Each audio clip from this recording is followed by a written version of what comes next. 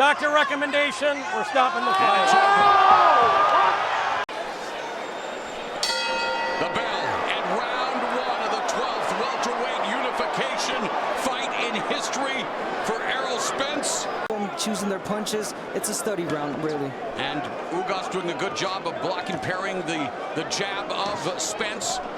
There's a triple, quadruple, highly contentious split decision to Porter in March 2019. The thing they have in common is that both those fights with Sean Porter were razor thin, and Porter gave a... Spence has to be careful, has to be leery of dipping down and perhaps giving Ugas a chance to land an uppercut. Well, very interesting that you said that. It's an underrated... To get his attention, throwing it downstairs. Yeah, Ugas a moment ago trying to land that uppercut. Lost it from too far out, though. And he's tried to score with that right cross. Two high-level operators. We anticipated high-speed chess between Spence and Ugas. And Spence now beginning to unload with the left hand. Again, the high guard of Ugas blocking some of these punches, but not all of them. A short left uppercut got in on the inside. And then the left hook behind the guard, and again, Ugas from distance looking to land the uppercut.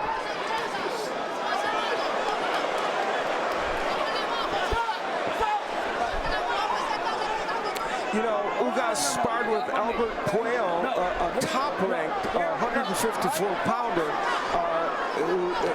number one ranked in one of the organizations. Good sparring for this fight, and he hopes that pays dividends for him. Right hand by... that landed for Ugas toward the end of that round. Obviously, Sal is saying do more of that. And really, for both of them, it can't be overstated what they had to overcome to get to this point here tonight, and now they got to go through each other for even more glory. Yeah, it's a very good point. Ugas, you can tell already, trying to throw more of those rights. Spence is throwing so much more volume. His trainer, Derek James, once said, you know, Spence isn't the same since the car accident. And now, of course, coming back from the surgery for the torn retina in his left eye. And Abner, as you mentioned, you thought that Spence was going to be an even better version of himself. What do you think so far? I'm seeing it. I mean, when was the last time he fought? It's been some time, and I'm not seeing any signs of him, you know, having that effect. And also something we have not mentioned, the new conditioning coach that he added for this fight. You can see it in his physical body. He is prepared. He's ripped. He's ready for this fight. So those are little things that you add. First time using a nutritionalist. Yes. Yeah. Left uppercut, right hook, and again, Errol Spence with some sweet combinations. So the condition is going to be there. You're going to see Spence throwing a lot in this fight. And Ugas absorbing these shots. Oh, and there's a right hook to the face, left uppercut, and Ugas finally backing up. And of course here in Texas, even if Spence misses by a Texas mile, they're gonna applaud. And those were three good punches. And they were. And look at the rhythm that Spence got right now. It's a really nice rhythm. I guess not so subtle foreshadowing that stuff we've seen here in Texas when it comes to scoring. A minute and a half left in the fifth. You know, Ugas is fighting chest to chest, head to head. That may not be the best answer for him. Well, this is the best round for Errol Spence, but now Ugas firing back. Trying to get the opportunity back, trying to get success back, and look where it's brought him. Yeah, he went on a 12-1 run. Only the very close loss to Sean Porter mixed in there. And tonight, he is now at a pivotal point. He has got to start making something happen in this fight to change the narrative. And they're just standing right in front of each other. That right hand hurt Spence. Spence is sending to the ropes.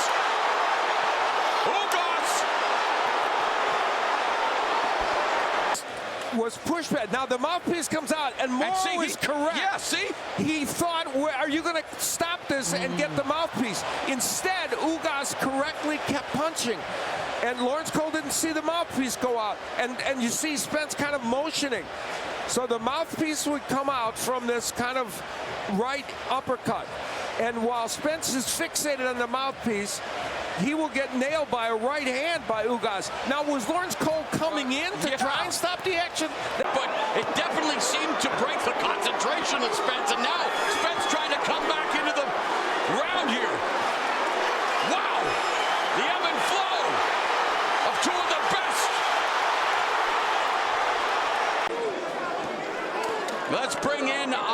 unofficial score of the Hall of Famer Steve Farhood. Well, that round, that 6th round with that controversial punch that clearly hurt Spence, the first round I gave Ugas in the fight. It's interesting, the referee did not rule that the most Spence up, or it could have been a 10-8 round. First round, almost nothing happened. I gave it to Spence based on a couple of jabs. Then he was winning each round since by a bigger margin. Here, guys. All right, Steve, Errol Spence is delivering some uppercuts and some left hands that are bothering Yordenis Ugas. This uppercut, one of the most important ones. It hurt Ugas. You could see him reacting. And from that moment on, the round belonged to Errol Spence, and he was to keep him at bay with the jab, but Spence able to close the distance. And now Ugas staggers him momentarily with the right, but Spence going back to the body with the left. Ugas has simply not thrown a lot of punches, and he's not giving himself a good chance to land anything of note because he's dormant offensively. Meanwhile, they've combined to throw over 1,000 punches here as we are in the opening minute of the 8th, and Spence walking down. Ugas left hand over the top, right to the body. Ugas right eye becoming a mess, and referee Lawrence Cole. Yordenis Ugas can continue. But for how much longer with this kind of assault by Errol Spence Jr.? Uppercuts. Spence has landed 38 punches in this round. Whose belt is in a tenuous position at this moment as Spence just strafing him with strikes. We mentioned how well Ugas has done against lefties at 6-1 record, but tonight it has not.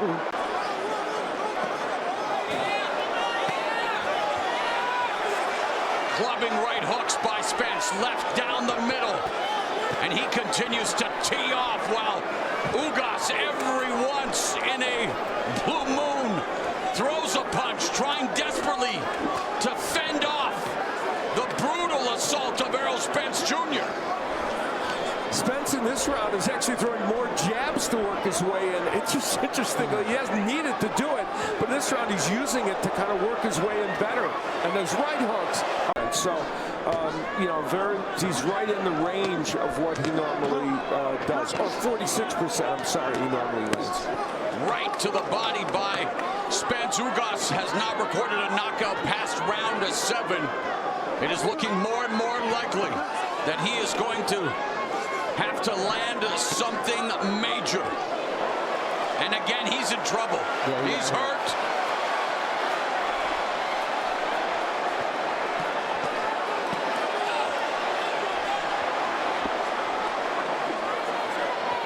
And a reminder to people, that uppercut hurt him. And you wonder just how much more the corner, the referee is going to allow for Yordenis Ugas to absorb. I don't think much by now. Well, Ugas fires up the right. But he's shelling up, backing up.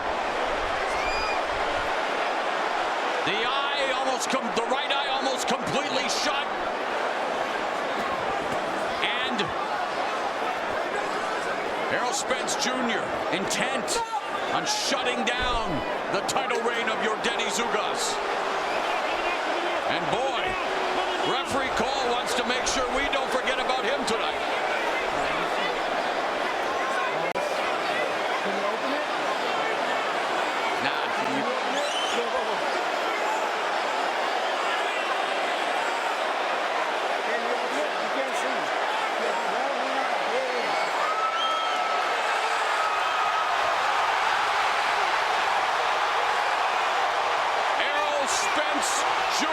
Cole stops the contest upon advice of the ringside physician.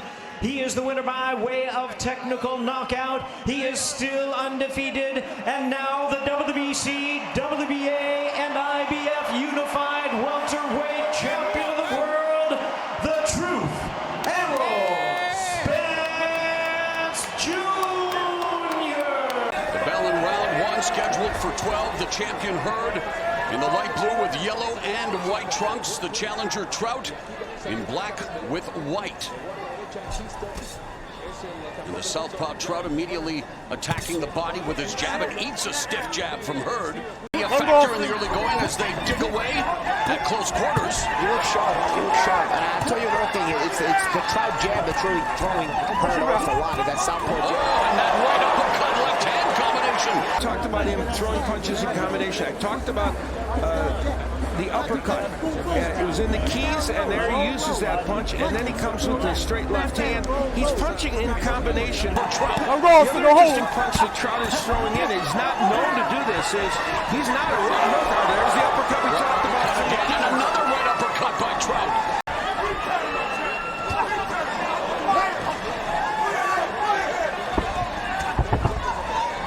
Go, watch your heads inside, watch your heads. Nice left uppercut and left hand by Austin Trout. Hurd's got to try to beat first, but he beat first with a jab. He describes himself as the classic counterpuncher, but you're Paulie and now Austin Trout off to a great start, although he ate a stiff left hand from him. Hurd's getting the right hand in now.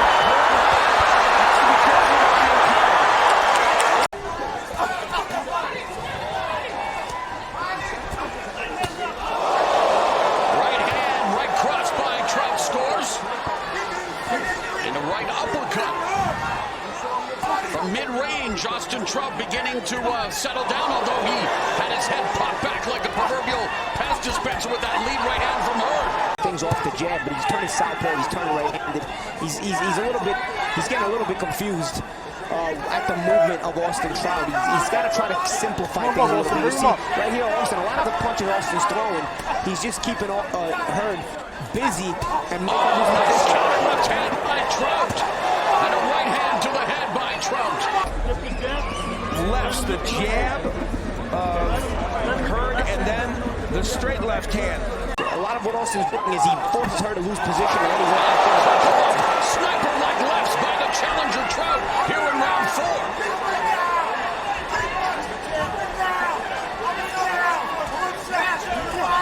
And again, that left hand connects for Austin Trout with a minute left in the 4th frame. And a right uppercut on the inside. Austin Trout, one-way traffic out. Combination punching is a problem for Jaron Hurd when people do it. And Trout is doing it beautifully. the thing about it is Trout does give you daylight in between. There's the uppercut by Hurd. Trout gives you daylight in between. Hurd has to at least throw little pot shots in between. You can't just allow Austin to get off that many shots in a row. And is definitely accurate with that left hand and just continues to pop off on Jared Hurd. And then he throws a big shot when you've lost positioning. Right hand connects for Hurd, but then the counter left right like a snake. He has difficulties. He tries to throw the uppercut, you see, but he is able to kind of get the left and then the right hand. That was the moment in that last round, early in the round, where we thought maybe Austin Trout firing off. When you look at these total punches, you see Trout is not only busy, but a little more accurate at 31%, but it's because he's busier that he's been able to get more done. And the southpaw Trout continues to score with his left hand. And a lot of the reason Austin is also able to get busy is because when he does like the shot, Hurd freezes and allows Austin to get off the follow-up, you know? And that's been a problem for Hurd. When people throw combination punching, Tony Harrison got tired. It was a very close fight and felt the power of Hurd. It's a nice right hand by Hurd back. Trout up with the veteran Trout. Pivots away. Just the question is he doing enough to take any of these rounds? Lead right uppercuts by Trout. 154-pound title. In fact, he's fighting for the same belt he fought Jermall for. Coming forward the proper way of boxing, just to not cross your feet. The other danger for Hurd, that was he's pushing his punches. He's really not setting down his punches at all. Yeah, that's because he's unsure if they're even going to land, so he's kind of sticking them out there, probing. Right hook by Trout behind the guard. Right uppercut scored for Hurd, but that overhand left continues to score for Austin Trout. Nice uppercut. Right uppercut by Hurd. Right uppercut Trout. Good stuff in the center of the ring. Austin Trout's power is making a difference in this round. And you see Hurd's right uppercut. Usually it's such a game changer. But he didn't throw it hard enough. Why? Because when he let it go, he didn't think it was going to land. You know, he he's so unsure of his offense now, he's not even throwing it the same way.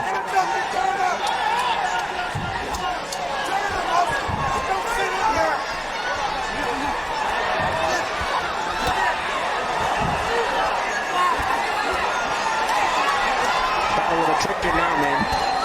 Battle of attrition at center ring. They're at it.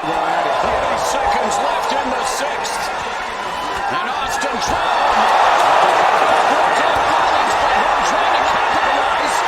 54-pound championship fight. The champion, Jaron Hurd, in the light blue with yellow and white trunks. The challenger, Austin Trout, Accidental cut! with white.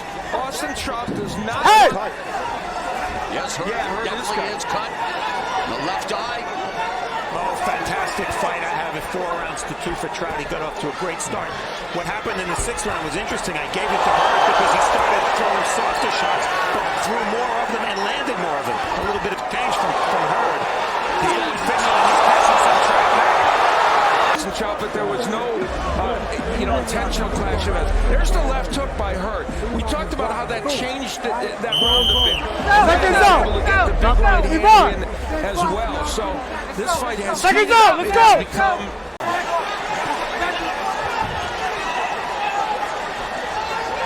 And Paulie, the question is, right hand by Hurd, and the left countered by Trout. Austin Trout telling us at the fighter meeting, I'm not. Just like Hurd's power on display. Austin Trout insisted on right hand. I was just going to say, I thought Hurd landed the hardest shots he had landed in the last round. Tony Harrison hit him a lot. Trout's hit him a lot. You're going to have to really hurt him to keep him from coming back in a fight, and he's doing it right now as he did against Harrison. How do these fighters do when they go into later rounds? Clearly, Austin Trout much more experienced in going into the final rounds, and he's been 12. Hurd has not. He's going to have to rely on that experience and his wiles, as Hurd is definitely coming on here in round number 8. The difference in this fight is Hurd can hurt Trout. Trout probably can't hurt Hurd.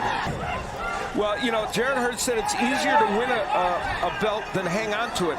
And amen, because it's not been easy tonight for him, but he's come back. Our unofficial score, Steve Farhood now has it dead even.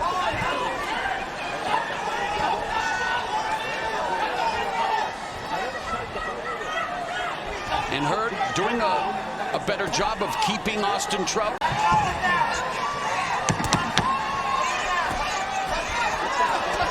Combination connects for Hurd, putting an exclamation point on the round. That according to show stats.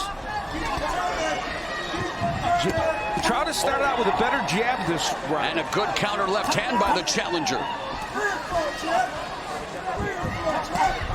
He was able to step around to the right again. That's where he was escaping earlier in the fight. This could be a really pivotal round for Austin Trout in this fight. And a lot of wars, of course, went the distance and beat Miguel Cotto at Casa Cotto, Madison Square Garden.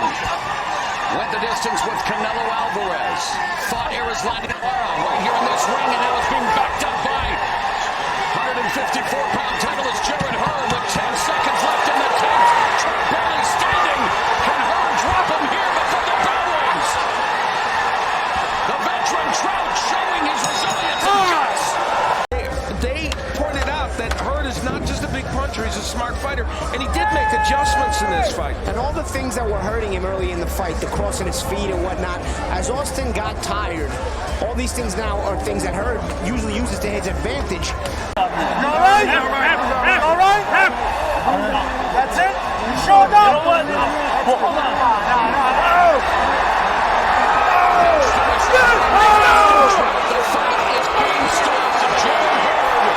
He's the winner by way of technical knockout. He is still undefeated and still the IBF Junior Middleweight Champion of the World, Swift Jaron.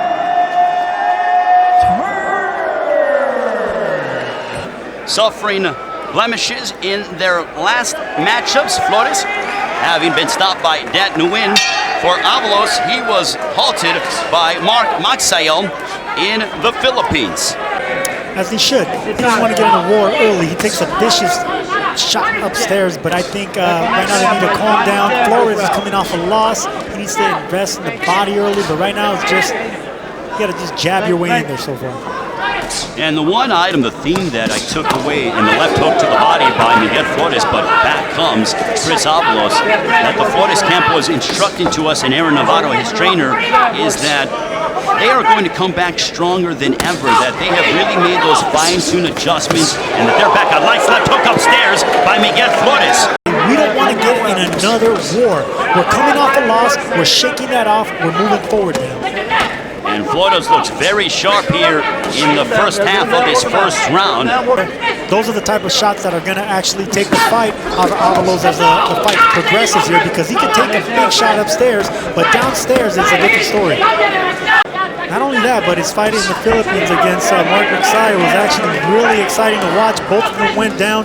Those are the type of fights that actually get you these fights back on air and on television. Another left hook by Miguel Flores, backing up Chris Avalos, and Flores sitting down on his punches. Flores made his pro debut when he was 17 years of age, and a crushing right hand, and Avalos comes back.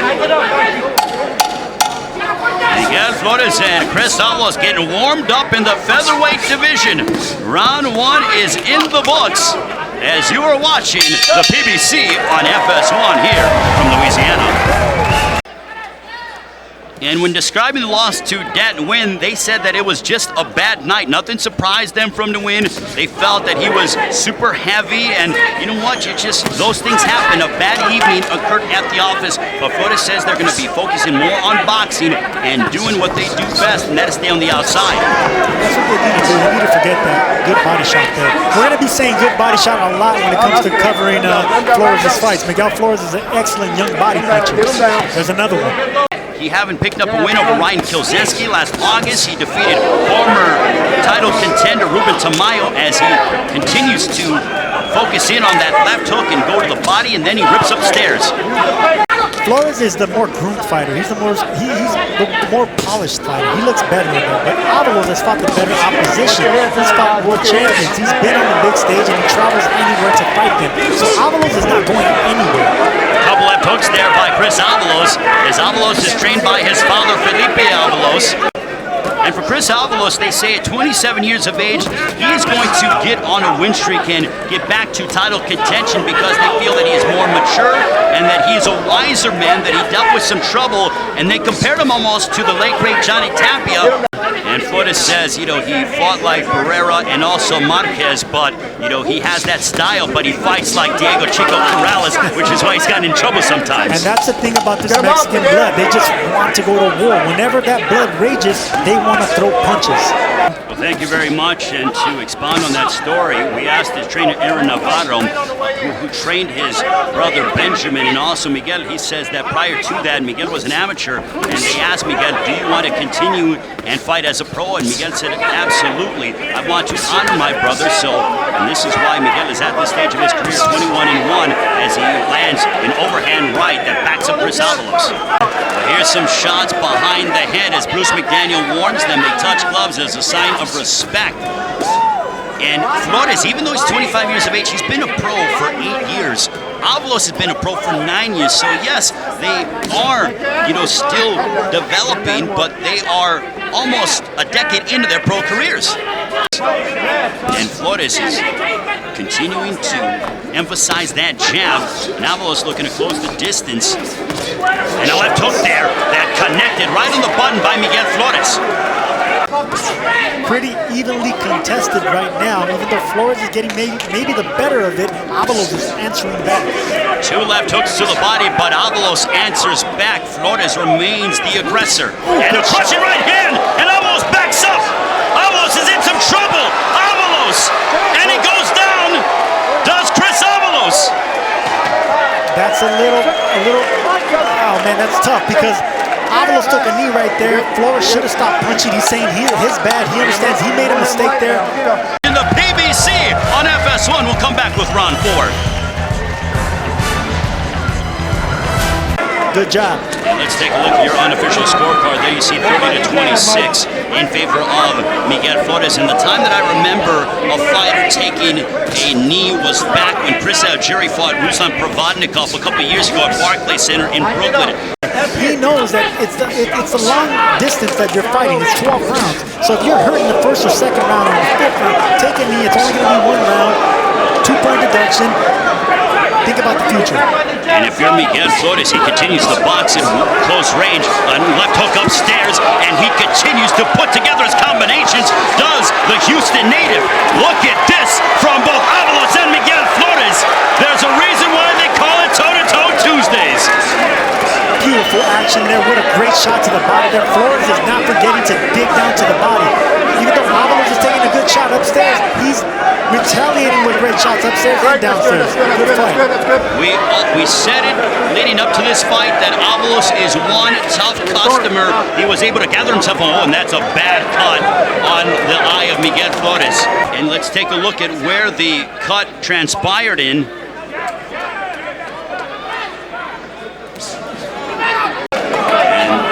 Blood is dripping outside the eye and sometimes in the eye of Miguel Flores. 65 seconds left, round 4. The 25-year-old facing some adversity in this matchup. Things were moving along very well for Flores. That caught Avalos' attention right there. That right uppercut to the body. It was right to the dead of the center of the stomach there, and those shots take it out of you. No matter how much fight you have in those solar blast shots, really take it out. And Avalos should have some confidence. An uppercut that jars the jaw of Chris Avalos by Miguel Flores. And Flores focusing on the body. That backed up Avalos. Avalos is hurt. I don't know if Flores knows it, Sergio. Well, he should be hurt. He's taking a lot of good punches. I mean, it's hellacious body punches that he's getting hits downstairs, but right now, good shot there. He's coming back with good counters, so Avalos is not out of it, even though it looks like he is. Miguel Flores continues to throw an all-out assault at Chris Avalos, and they punch at the break. Looking to elevate their standing and climb up the ranks. And Flores with the left hook, but back comes Avalos. And Avalos mixing it up as well. Now he backs up Flores for a brief moment, and Flores continues to stay in the pocket. Look at this! What a tremendous fighter Avalos is, the heart on this guy. We knew he was going to be tough, but he brings skill with it, and here comes Flores. As quickly as Avalos gained control, Flores regains it, and he digs to the body with an uppercut, followed by a left hook upstairs. He is jarring Chris Avalos with heavy artillery. Entertaining action from the 5th. Avalos reminds me of an Antonio Margarito with a little bit more speed. He just keeps coming relentlessly. But you saw Chris Avalos breathe through his mouth, so you could tell that the body work is certainly taking some of the steam out of the 27-year-old from Lancaster, California. It's taking the steam out of Avalos, but I'll tell you what, the blood is bothering Flores. He's pawing at that eye. On his eyelid, or above his eye, is Miguel Flores. And this fight already passed the 4th round, so it can't be a no contest. So right now, whoever's ahead of the scorecards, if they do stop this fight, is the winner of the contest. You can tell that the cut is bothering him. Aaron Navarro and Bruce McDaniels, they're checking on, and time is being called. So they're going to look at the cut it's a of Miguel Flores. Sensation, what he's feeling. It's a burning sensation. It's not pain. It's the sweat, it's the blood, it's the Vaseline that starts burning your eyes. Damien Miguel Flores unable to continue. Therefore, your winner by technical knockout, Chris Hitman Avalos.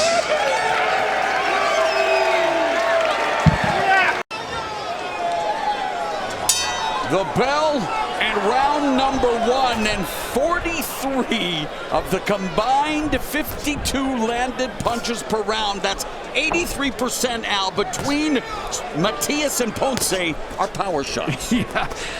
Listen, I'm just going to say this. I haven't looked forward to a fight as much as this one, and we've had some great ones in a while. And we had a great 140-pound fight between Alberto Puello and Batir Akhmedov last year. This is going to be just like it. And all early on, Ponce, who's known for that devastating body work, going to the body and even mixing it up upstairs. So already, it is Ponce delivering the heat. Wow. Now Matias is waiting a little bit too long. Too much. Wow. 26 years of age. Ponce, used to fighting on the road, has no issues with the magnitude of the moment.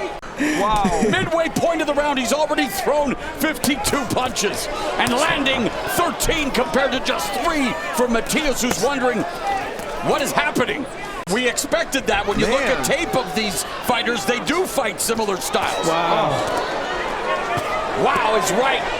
So much. We talked about power shots, and we talk about Ponce with his punch selection. Now Matias coming back with series of left hands. But a superb start by Jeremias Ponce in the first frame for a vacant 140-pound title. You talk about a live underdog. And talk about a fill-out round. No feeling out process here. He is closing in on 100 punches thrown. Mamma mia, what a start for Argentina's Jeremias Ponce.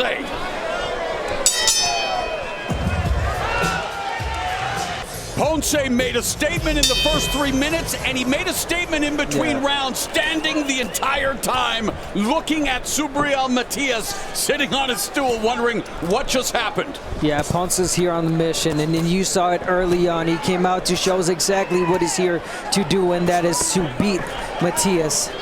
Mirror images of each other, very much so in their styles, and here comes Matias now, head-to-head, throwing punches to the body as Ponce continues to dig to the body with right hands. Ponce just missed with a right uppercut, now goes over the top with a right hand, it lands. One of the things is, Matias has a terrific left hook, and if Ponce is in the range where he can throw that punch, he just hasn't been able to land it. He needs one of those to change the dynamic of this fight right now. We talked about uppercuts. It's Ponce that has really gotten that punch in early, but there's Matias throwing it. With a left uppercut. They both know that it's a good punch on the inside. Neither known for their defensive skills, although we have seen improvement recently. But they are now, as expected, going toe-to-toe in the center of the ring. Round number 2.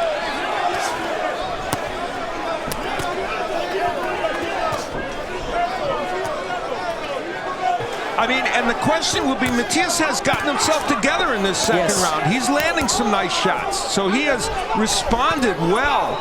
The end of February, already a handful of candidates for Fight of the Year has been produced by boxing this year, and this one already living up to the hype. Less than a minute left in the second. Wow. And there's Matias with a left hook, but back comes Ponce.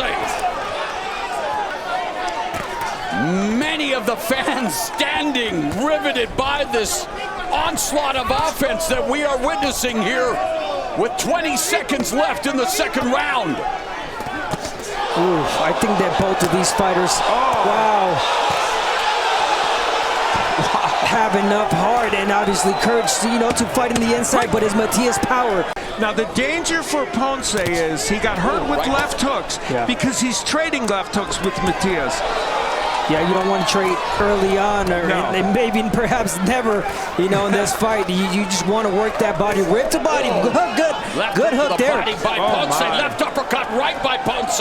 But he didn't hook with him. He threw it first. Another hook by Ponce upstairs. Subriel Matias busy on the inside. With all due respect to Errol Smith, it's not love in an elevator, it's fight in an elevator. Both of them looking to go to the penthouse at 140 pounds. A minute and a half left in the third, and they remain at close quarters. Now, if you're Ponce, you can't fall in love with landing headshots. You are a body puncher. That's where you're going to get your best bang for the dollar against Matias. And this is a young fighter, and Ponce, he's in his prime. He's 26 years old. I mean, he's in the toughest fight in his career right now, and he's living up to it. Subriel Matias. Really no commentary necessary. It's incredible to watch. It's amazing. As expected, scintillating stuff between Matias and Ponce. Ponce, a close encounter of the 140-pound guy. Both guys say this fight will not reach the final bell. They are certainly fighting like it as we begin round number 4, and again they resume hostilities. And Subriel Matias trying to put on the pressure, working the body. Abner, a question for you. Is Ponce fighting this way because he wants to, or could he get back and try and jab a little and stay outside? I think he can. He showed us just that in the first round. Started off jabbing double, triple jabs, and he kind of threw off Matias a bit with that and created openings for him with the uppercuts. It reminds me a little bit of Diego Corrales deciding to be right chest to chest with Jose Luis Castillo. We thought, oh my God, he can't do this, but he did do it. Beautiful left hook upstairs by Matias. Now Matias unloading on Ponce, but Ponce came back with a left hook. What a fight! Round number 5 for the vacant 140-pound title. Again, Josh Taylor was the undisputed champion, vacated 3 of his titles, remains a belt holder, joined by Regis Prograis, Alberto Puello, and now Jeremias Ponce, Subriel Matias, looking to steal each other's souls in order to reach the summit. Matias is doing a better job defensively in these last couple rounds. He's kind of blocking some of those punches by Ponce. Good combination by Matias, splitting the guard of Ponce, but Ponce fires back. You know, how extraordinary is it, given what went on in round 1, that Subriel Matias is here battling not only on even terms, maybe doing a little better. And Matias has Ponce staggered! Ponce goes down for the 2nd time in his career! 5, 6, 7, 8. Come here. Come here, let's go.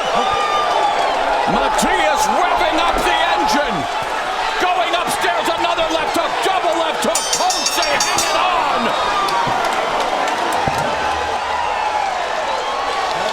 Well, here's where Matias landing some nice left hooks, and that body shot, ironically, we talked about Ponce's body shot, but Matias with a nice body shot that knocked him, that one really was what knocked him off balance. I think some of these headshots had made Ponce like that left hook off the top of his head, and this one might be over. The fight is over! The fight is over! It's okay. Mamma mia, what a stunning turn of... Listen to me. Listen to me. We're done. We're done. No more. We're done. Hey, no más. No más. Do this. No más.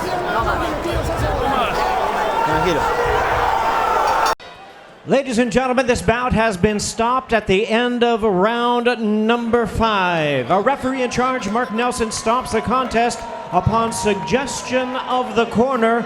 He is the winner by way of technical knockout. He is the new IBF Junior Welterweight Champion of the World, El Orgullo de Maternillo, Subriel Matias. Punches right here are not considered low. Punches right here are not considered low. Touch them up. Good luck. Lamanna's goal written across the t-shirt he wore into the ring. He wants to shock the world. A prohibitive underdog, but that's why they fight. Indeed, and this is a kid who's been a boxing lifer, comes from a boxing family. His father, a manager, a promoter. We know Cornflake himself is a regional promoter, but this is the biggest fight of his career. Let's see what the kid can do. Charlo reuniting with his first amateur trainer, Highland Williams Sr. You got to be timed, and the timing of that jab has to be a big thing. The footwork, just the comfort level. He showed that a couple of years back in 2023 against Jose Benavidez Jr. that he quickly adjusted to that. Charlo's buttons at times in the buildup. He's been passive-aggressive. He's been sort of using the layoff against Charlo. All that doesn't matter, though, when they touch gloves, and here we are. But Charlo's got to make sure that he reminds everybody that with the unbeaten record, he's still the hitman. Yeah, Lamanna doing totally the opposite of what I thought he was going to do in this first round, which was pressure Charlo, make him feel uncomfortable. Really the most comprehensive, the greatest performance of his career was against Sergey Derevyanchenko, the three-time title challenger. One of the most complete performances of Jermall Charlo's career. And, well, Lamanna on the run, trying to avoid. Just over a minute left here in the second. Ooh, great right hand, counter punch right there by Charlo. I talked about Charlo becoming a busier fighter. Not the case so far here in the early stages. And Charlo told us about the reunion with his original trainer, Harlow Williams Sr. It was about the mentality, the comfortability, the way that they talk to each other. He did still say the legendary trainer, Ronnie Shields, they're still on great terms. They can reunite at any time. But let's see what this new chapter brings with an old face in the corner there for Jermall Charlo. He said he wanted to go back to his roots, and then the roots of his professional career was as a pretty decent knockout artist. So, and you know, according to the odds and everyone you ask, I mean, Thomas Lamanna, tailor-made for a guy like Charlo to record a knockout win. Just wait to see. Yeah, I don't know about him being slow. I mean, he was able to counter with the right hand, Charlo. Oh, here's an aggressive start by Lamanna. Resets and eats the jab from Charlo. See that looping right hand by Lamanna. Those are the risks you gotta take. You gotta go out there and throw bombs if you're Lamanna. This is a big opportunity for you. And the ultra patient stalker Charlo. Also a great counter puncher. That punch landed for Lamanna. It's not that Charlo has a simple style, but the jab setting up the big right hand, it is hard to deal with when you figure in his timing, his explosiveness. He's starting to show a little bit of that old hitman here, the way he's setting that up. Right hand that lands. And there's the veteran Lamanna trying to hold on. Instead he's dropped for the 5th time in his career. 5, 6, 7, 8. Walk over to me. Ready to go? Play on how the knockdown happened. The stiff jab, the perfect timing of the right hand. One right hand. He misses with the hook there, but he follows up with the overhand right, Charlo. A fighter that has been out for a year and a half and showing no ring rust whatsoever. Beautiful overhand right by Charlo. Right. Lamanna is caught under the left eye from that punch that knocked him down. The timing's back, the power's back from Charlo. Under a minute now left in the third.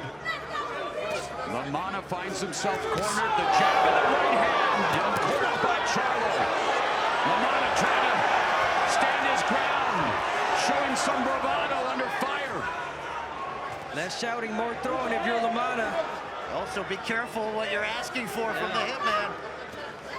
There's a jab, the counter jab by Charlo. Well, Lamanna's trying to fight back. After going down, he's not gun shy, isn't running away. Now resetting, utilizing lateral movement. Lamanna's face definitely showing the receipts of taking the power of Charlo, but he hasn't quit on himself. No, Still in there trying to plant seeds behind that jab and work back into the fight. I think he's got to pressure, he's got to push Charlo back, not just going backwards, and he's giving Charlo the momentum, letting him get off first. Charlo stalking Lamanna, just misses with the left hook. There's a stiff jab that lands for Charlo. Another jab.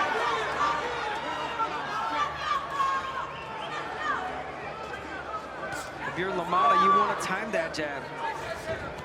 I know it's easier said than done, but if they feel like he's too slow, then time the jab. Counter punch on top of it. Charlo wanting to set that trap and land that counter right. There's the that was a good counter from Lamanna. Lamanna lead right, gets blocked by Charlo. To echo what Abner said earlier about the twin brothers, the Charlo twins, reuniting.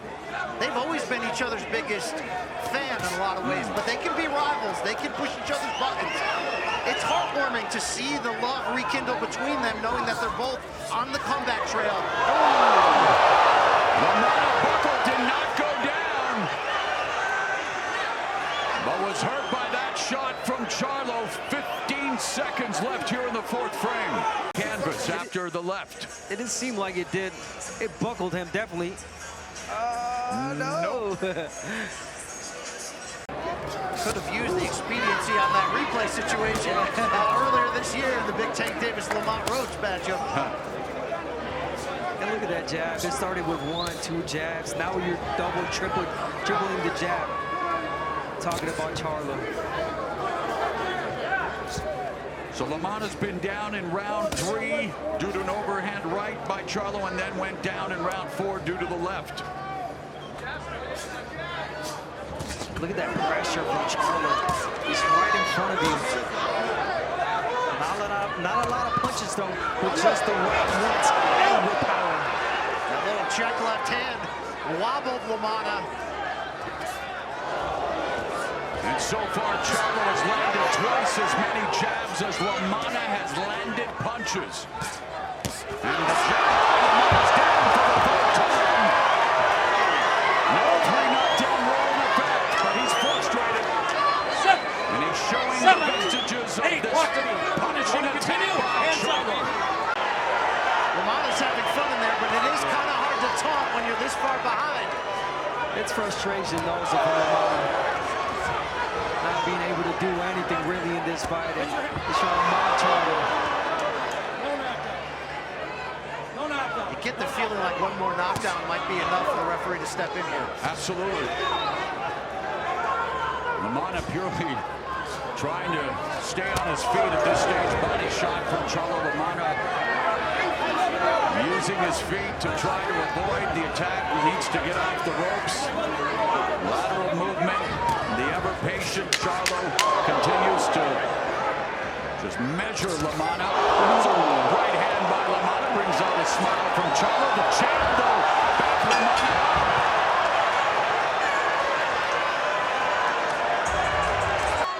Taking a look at Thomas Lamanna.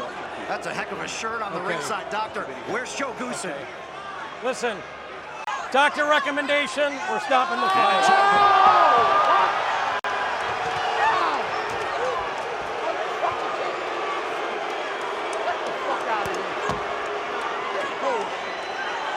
He is the winner by way of technical knockout and still undefeated, Jermall Hitman Charlo. And referee Harvey Dock, round 1. 2 pugilistic protagonists getting ready to antagonize each other here. The champion Errol Spence Jr. averages about 62 punches around, 10 more than Peterson. We'll see if that level of activity starts out early in the fight. Is a dangerous time for Lamont Peterson. We all remember him getting knocked out early by Lucas Matias, another big puncher he's ever sparred with. Yeah, that's what and those are big words of praise from Charlo, who's a world champion in his own right in the junior middleweight division.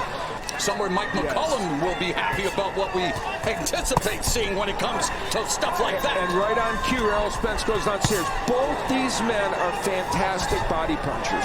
In the gym, making those abs rock hard in anticipation of withering the storm here, Paulie, because the guy's in incredible shape, and yet he is being targeted by Spence early to the body. Yeah, you got to prepare for the kind of battle Errol Spence is going to give you. According to show stats. I think that was by design from him. Yes, I agree. Immediately, Spence attacks the body again with the left hand. And you see where Lamont came out. He came right to the center of the ring and got right in Spence's chest. That's low. You know, I thought that Peterson would do some lateral movement, but then move into the pocket when he wanted to. There's a nice right hand by Peterson, and then a left hook to the body by Peterson. Peterson went to help the Olympic team, so they've been in the ring together before. And Spence has also sparred with Floyd Mayweather and impressed Money Mayweather when they sparred. Spence doing some really nice body work early in this fight.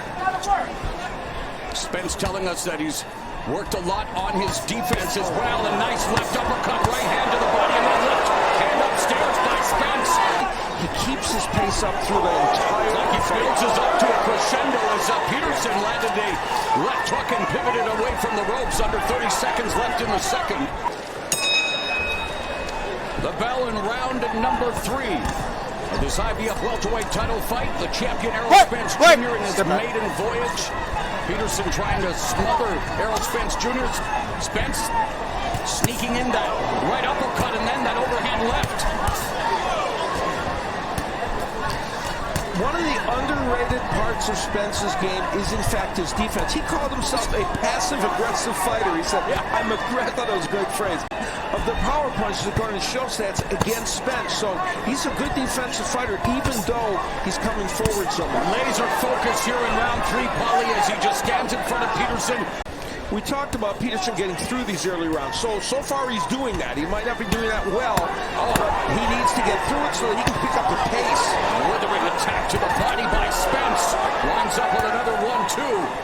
Hard to believe that Spence started boxing training at the age of 15, but he has been a student of the game, absorbing all kinds of tape of the greats, including Sugar Ray Leonard, Muhammad Ali. He reminds me a lot of Tyler Curry, too.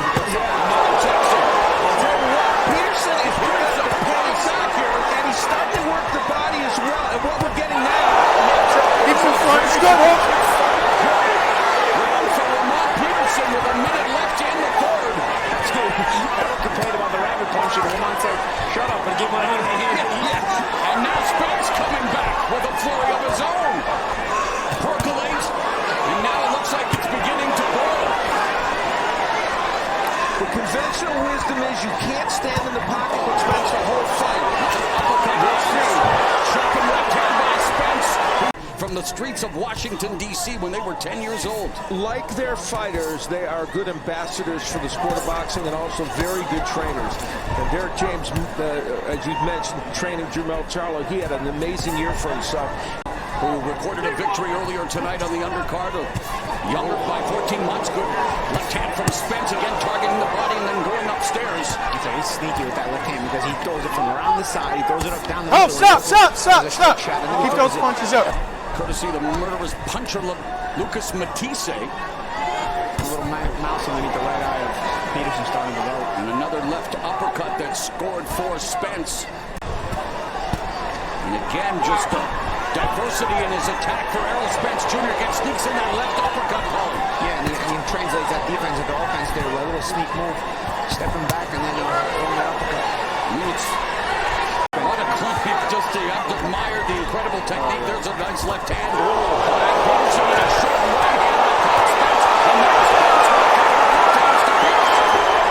Rhythm is a dancer, and Spence, well, possesses a lot of snap with those punches, although Lamont Peterson coming forward here, attacking the body and landing that left hook. You know, half of the punches, of the 70 punches landed by Lamont Peterson, is a good body puncher. And it's a textbook 1-2 for Errol Spence Jr., Paulie. Yeah, it is. You know, I just keep watching the technique of both these guys. Both these guys, great balance. You know, it's just Spence is the younger guy, more fresh. He's throwing more punches. He's a bigger guy. Peterson will go down, and there's a left hand that will send him to the canvas. Much time after this bell sounds, let me know. He took some punches, but he brings me back. Spence throwing those combinations. He is such a good combination puncher. The right hook, I think, stunned him. Got the right kind of, you know, on the top. I love his ability to be cognizant about his distance. Continues to go on the attack on the Peterson staying in the pocket. Plenty of heart on display. Keith Thurman actually said that with the biggest heart. Peterson showcasing that heart here in round 5, but on the end, blustering attack from Errol Spence Jr. A moment ago, Peterson landed a fantastic right hand. It just didn't stop Spence for a moment. And Lamont Peterson continues to give Errol Spence very much. He's standing in front of him, Paulie, making this a fair fight.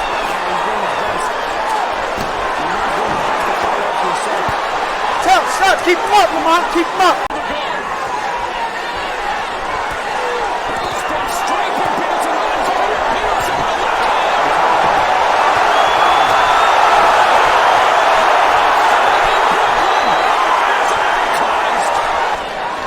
Shoots and lands, it doesn't deter Errol. Round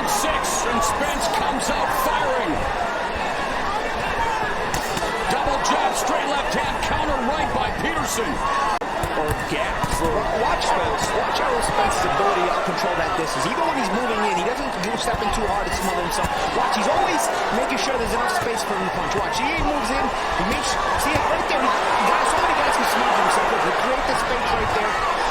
Really putting on a clinic, but again, the heart of Lamont Peterson fully on display. Lands a left hook upstairs.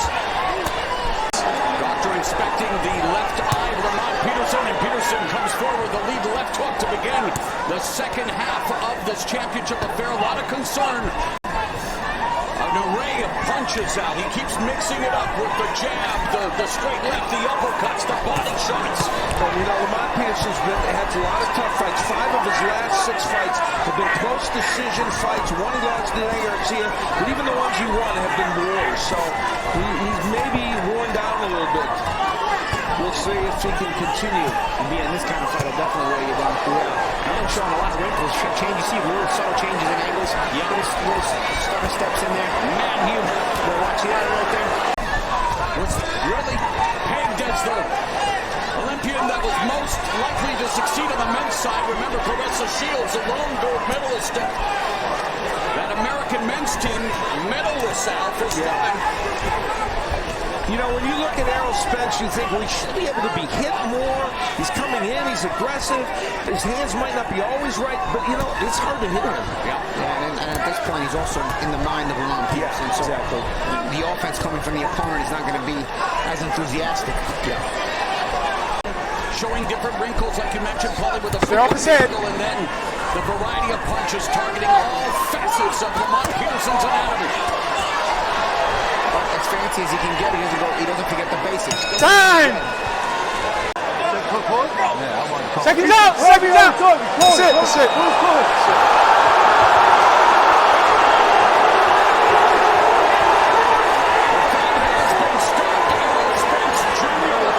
He is the winner by way of technical knockout, and he is still the undefeated IBF welterweight champion of the world, the truth, Errol Spence Jr.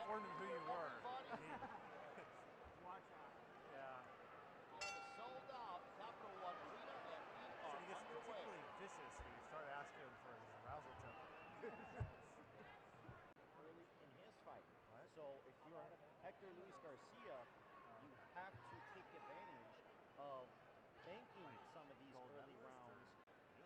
Had a very good camp training under the Sports Illustrated Trainer of the Year in Bob Santos.